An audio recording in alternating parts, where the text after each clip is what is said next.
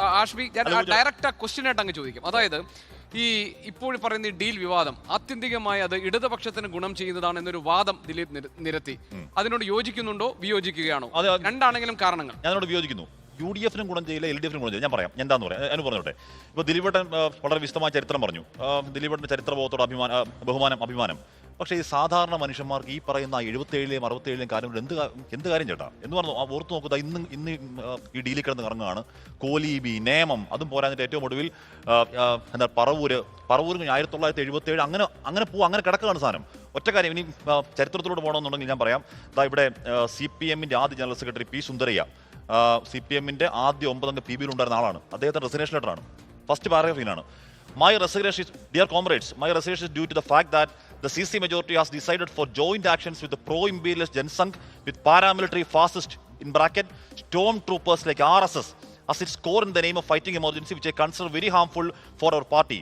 Both among democratic masses in our country and abroad, we will be getting isolated from the anti-imperialist and social. എന്ന് പറഞ്ഞാൽ ഈ പറയുന്ന Jana Sangh RSS ബന്ധത്തിന്റെ പേരിൽ അതിന്റെ ആദ്യ ജനറൽ സെക്രട്ടറി രാജിവെച്ച് പോയ ഒരു പാർട്ടി മറ്റു പാർട്ടികൾക്ക് ഒരു പോവാണ്. ഈ പറയുന്ന ചരിത്രത്തിന്റെ അസ്ഥികൂടങ്ങൾ എല്ലായിടത്തും ഉണ്ട്.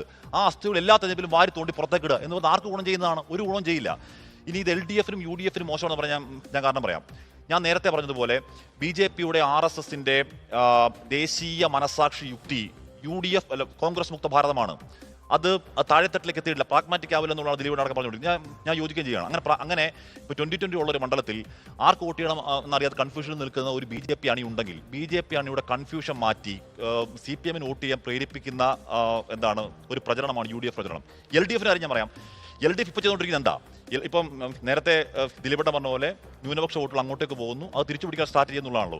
കഴിഞ്ഞ ലോക്സഭാ തെരഞ്ഞെടുപ്പിന് ശേഷം ജമാഅത്തിനെ മുൻനിർത്തി LDF വളരെ സ്ട്രാറ്റജിക് ചെയ്തുകൊണ്ടിരിക്കുന്നത് എന്താണ്? ഭൂരിപക്ഷ വോട്ടുകളുടെ ധ്രുവീകരണമാണ്. വളരെ വ്യക്തമായി ജമാഅത്തിനെ മുൻനിർത്തിക്കൊണ്ട് ഭൂരിപക്ഷ വോട്ടുകളുടെ ധ്രുവീകരണം അങ്ങനെ ശ്രമിച്ചു കൊണ്ടുവന്ന് അതിനുവേണ്ടിയുള്ള ഈ പറഞ്ഞ ശബരിമല സംഗമം അടക്കം അതിനുവേണ്ടിയാണെന്നാണ് പറയപ്പെട്ടത് അല്ലേ?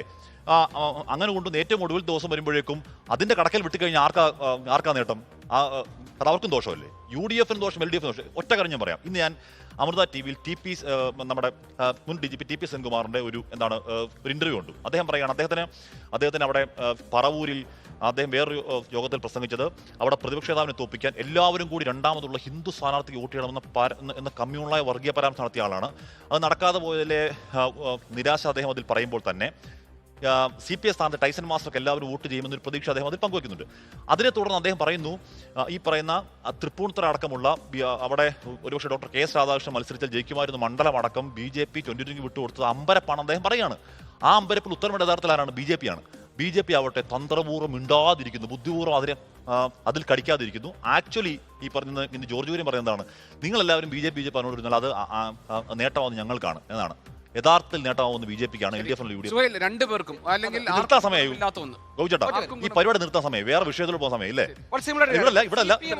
BJP ഡീൽ എന്നതിൽ ഏറ്റവും കൂടുതൽ ബെനിഫിഷ്യറി ആവാൻ പോകുന്നത് CPM ആണ്, അതിൽ സംശയമില്ല. കാരണം ഓരോ അവസരത്തിലും അതാത് വോട്ട് ബാങ്കിലെ ചേർത്ത് പിടിച്ച് മെച്ചമുണ്ടാക്കി പിന്നീട് വിട്ടുകളയുന്ന CPM ഒരു രീതി എന്നോണം ജനാധിപത്യത്തിന്റെ ഭംഗിയല്ലാത്ത രീതിയിൽ ഒരു സോഷ്യൽ എഞ്ചിനീയറിംഗ് എന്ന ചെല്ലപ്പേരൊക്കെ ഇട്ട് വിളിക്കുന്ന ഒരു വർഗീയത തന്നെയാണത് അക്ഷരാർത്ഥത്തിൽ. ഏറ്റവും പ്രധാനമായും പറയേണ്ട കാര്യം 2019 അത് കഴിഞ്ഞ് ഇലക്ഷൻ കഴിഞ്ഞ പിന്നീട് ഹിന്ദു വോട്ടുകൾ, അതായത് ഈ യുവതി പ്രവേശനവുമായി ബന്ധപ്പെട്ട് ഈഴവ വോട്ടുകളൊക്കെ പൂർണ്ണമായും CPM വിട്ടു നിന്ന സമയത്താണ് മുസ്ലിം വോട്ടുകളിലേക്ക് കൂടുതൽ അടുപ്പിച്ചത്. അതിൽ പ്രധാനപ്പെട്ട കാര്യം NRC national register of citizen വന്നപ്പോഴും പൗരത്വ ഭേദഗതി ബിൽ വന്നപ്പോഴും CPM ഒക്കെ നടത്തിയ വിപ്ലവകരമായ പ്രതിഷേധമാണ്. കാരണം അത് മുസ്ലിം സമൂഹത്തിന്റെ വിശ്വാസം ആർജിച്ചെടുക്കാൻ ശേഷിയുള്ള ശേഷിയുള്ള നിലപാടായിരുന്നു സ്വീകരിച്ചത്, അതിൽ സംശയമില്ല. അത് കഴിഞ്ഞ് സ്ത്രീ പ്രവേശനവുമായി ബന്ധപ്പെട്ട് പിന്നീട് വന്ന തെരഞ്ഞെടുപ്പുകളിൽ ഭൂരിപക്ഷ വോട്ടുകൾ വിട്ടുനിന്ന് തുടങ്ങിയ സമയത്താണ് നിഷ്കളങ്കമായി എനിക്ക് കാണാൻ സാധിക്കാത്ത ഒരു പ്രസ്താവന മുഖ്യമന്ത്രി ഉണ്ടാകുന്ന മലപ്പുറം പരാമർശം. അതിന് പിന്നാലെ നമ്മൾ കണ്ടത് വലിയ രീതിയിൽ യൂണിഫിക്കേഷൻ ഓഫ് ഹിന്ദു വോട്ട്സ് ആണ്, അത് സാധ്യമായിക്കൊണ്ടിരിക്കുന്നു. അതേസമയം ഒരു ഭാഗത്ത് ഹിന്ദു വോട്ട് ബാങ്കുകൾ ക്രോഡീകരിക്കുമ്പോൾ അക്യുമുലേറ്റ് ചെയ്യപ്പെടുമ്പോൾ മറുഭാഗത്ത് UDF തന്ത്രം പഴറ്റിയിരുന്നത് മുസ്ലിം വോട്ടുകളുടെ ഏകീകരണമായിരുന്നു. ജമാഅത്ത് ഇസ്ലാമി STP വോട്ടുകളൊക്കെ ഏകീകരിച്ചിട്ടുണ്ട്. പക്ഷേ കഴിഞ്ഞ തദ്ദേശ തെരഞ്ഞെടുപ്പ് അടക്കം നഖശികാന്തം STP ജമാഅത്ത് ഇസ്ലാമിയെ ആഞ്ഞടിച്ചുകൊണ്ടിരുന്ന CPM ഇപ്പോൾ അതിനെക്കുറിച്ചൊരു അക്ഷരം മിണ്ടുന്നുണ്ടോ എന്ന ചോദ്യം പ്രസക്തമാണ്. കാരണം ഒന്ന്, CPM BJP ഡീൽ എന്ന ഒരു പ്രസ്താവന വരുമ്പോൾ നിഷ്പക്ഷനായിരിക്കുന്ന ഒരു ഹിന്ദു വോട്ടർ അല്ലെങ്കിൽ BJP-യോട് ചേർന്നിരിക്കുന്ന വോട്ടർ അവിടെ ആ മണ്ഡലത്തിൽ BJP-ക്ക് വോട്ട് ചെയ്തുകൊണ്ട് കാര്യമില്ല. അങ്ങനെയാണെങ്കിൽ ഇങ്ങനൊരു ഡീല് പരക്കെ ഉണ്ടെന്ന് വ്യാപകമായി പ്രചരിക്കുന്നുണ്ടല്ലോ. എന്നാൽ ഇത്തവണ അങ്ങ് CPM-ന് വോട്ട് കൊടുത്തേക്കാമെന്ന് കരുതിയാൽ ആ ഹിന്ദു വോട്ട് CPM-ന് വന്നു. തിരിച്ച് ഇനിയിപ്പോൾ ഈ ഒരു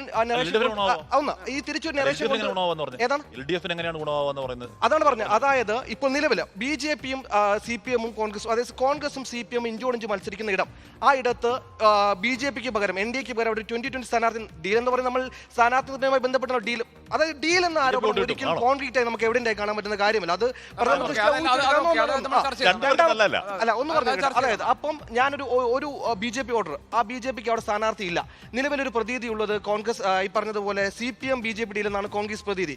അങ്ങനെയാണെങ്കിൽ നമുക്ക് കോൺഗ്രസ് ഇല്ലാതാക്കാമെന്ന് കരുതി CPM ഒരു വോട്ട് കൊടുക്കാൻ എന്തുകൊണ്ട് NDA എന്ന് പറയുന്ന ഒരു ആ മുന്നണിയെ പറ്റി ആലോചിക്കില്ല? അല്ല, അത് ആലോചിക്കില്ല. അതാ ഞാൻ പറഞ്ഞത്, അവിടെ വോട്ട് ചെയ്തുകൊണ്ട് ഔട്ട് ഉണ്ടാവും എന്നുള്ളതാണ്. അവിടെ BJP NDA സ്ഥാനത്ത് 2020 ഒരു വോട്ട് കൊടുത്തുകൊണ്ട് അവിടെ ആ സ്ഥാനാർത്ഥി വിജയിക്കുമോ? മറിച്ച് CPM വിജയിച്ചാൽ, കോൺഗ്രസ് തോറ്റാൽ, ഈ പറഞ്ഞതുപോലെ കോൺഗ്രസ് മുക്ത ഭാരത്, ഞാൻ പറഞ്ഞ അതൊരു ബ്രോഡായ കൺസെപ്റ്റ്. ഒന്ന്. രണ്ട്, തിരിച്ച് CPM പറയുന്നത് എന്താണ്? കോൺഗ്രസ് BJP ഡീലുണ്ടെന്നാണ്. കോൺഗ്രസ് BJP ഡീലുണ്ടെന്ന് പറയുമ്പോൾ കോൺഗ്രസ് ഇപ്പോൾ എൻ ബ്ലോക്കായി വരുന്ന മുസ്ലിം വോട്ടുകളുടെ ഒരു ശിഥിലീകരണം ഉണ്ടാക്കാൻ, അല്ലെങ്കിൽ ഒരു സ്പ്ലിറ്റ് ഉണ്ടാക്കാൻ ആരോപണങ്ങൾക്ക് അത് തെളിവുണ്ടോ ഇല്ലെന്നുള്ള ആരോപണങ്ങൾക്ക് സാധ്യമാകും. അപ്പോൾ ഇത്രയും കാലം, അതായത് കഴിഞ്ഞ തദ്ദേശ തെരഞ്ഞെടുപ്പടക്കം കോൺഗ്രസിനോടൊപ്പം UDF-നോടൊപ്പം ചേർന്ന് മുസ്ലിം വോട്ടുകൾക്ക് ഒരു കോട്ടം വരുത്താൻ തിരിച്ച് ആരോപണം സാധിക്കും. രണ്ടാമത് ഒറ്റ കാര്യം കൂടി പറഞ്ഞ് അവസാനിപ്പിക്കുക. ഈ രാഹുൽ ഗാന്ധിയുടെ ആരോപണത്തെ ഞാൻ പൂർണ്ണമായി നിഷേധിക്കുകയാണ്. കാരണം രാഹുൽ ഗാന്ധി ഇത്തരത്തിൽ ആരോപണം ഉന്നയിക്കുമ്പോൾ തിരിച്ചു മറു ചോദ്യങ്ങൾ തന്നെ കോൺഗ്രസിനെതിരെ വരും. അതിൽ ഏറ്റവും പ്രധാനപ്പെട്ട കാര്യം, 2018 റോബോട്ട് വാദ്രയ്ക്കെതിരെ ഒരു ഭൂമി കുംഭകോണവുമായി ബന്ധപ്പെട്ടൊരു കേസ് കൊടുക്കുന്നത്. 2023 വരെ BJPക്ക് 173 കോടി രൂപയുടെ ഇലക്ട്രോൾ ബോണ്ട് BJPക്ക് എത്തിയതിന് പിന്നാലെ 2023 ഈ പറഞ്ഞ ഹരിയാന സർക്കാർ കോടതിയിൽ കൊടുത്തൊരു വെർഡിക്റ്റ് ഉണ്ട്.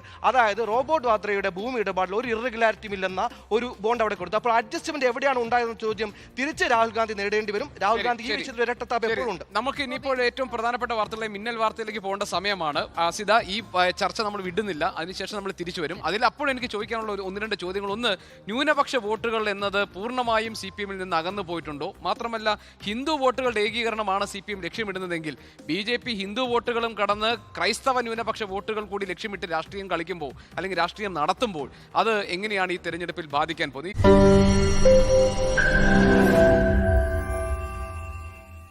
ലോകത്തെവിടെയായാലും ഏത് സമയത്തും 24 വാർത്തകളും ഓഗ്മെന്റഡ് റിയാലിറ്റി പാക്കേജുകളും എക്സ്പ്ലെയിനറുകളും വിശദമായി കാണാൻ ഞങ്ങളുടെ YouTube ചാനൽ നിങ്ങൾക്ക് സബ്സ്ക്രൈബ് ചെയ്യാം.